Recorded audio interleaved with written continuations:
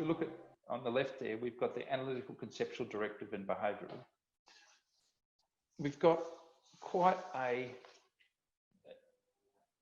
if we look at those things, the objective is to use all 4 styles. So what we do is take people through this 6-step process. And if you use all those 6 steps, you use all 4 styles.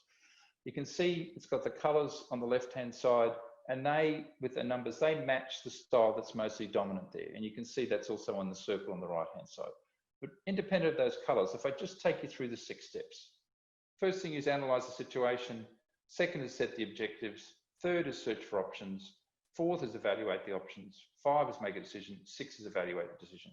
That's a fairly logical standard process. One of my great mentors told me that every logical process lands on a sea of human irrationality, and that's why logic doesn't work by itself.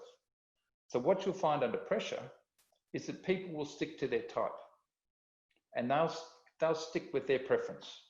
So if you look at those 6 steps, analytical decision makers, if their primary preference is analytical, they will probably stick a long time in step 1. And they want more data, and they perfect data, and we need to, a bit of analysis paralysis. We'll spend a lot of time. We need more data. We need to check this. We need to get more. And in these circumstances, you've got to have data points coming in to help you synthesize. But if you're highly analytical, you probably want more data than it's possible, probably at the moment. What you then have is, if you're directive down the bottom there, if you're stuck in that, and sometimes with people who are very directive, there's only 1 step in their 6 steps, that's step 5. They've made a decision, let's move on.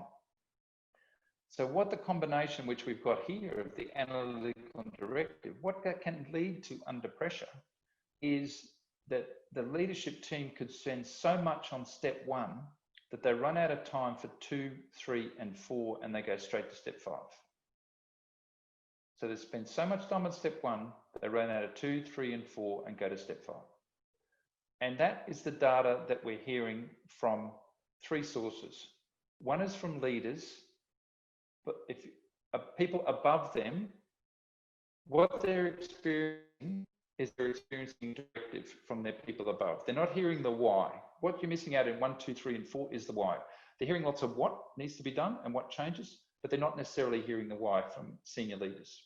That's being backed up by research out of Europe and also out of Australasia,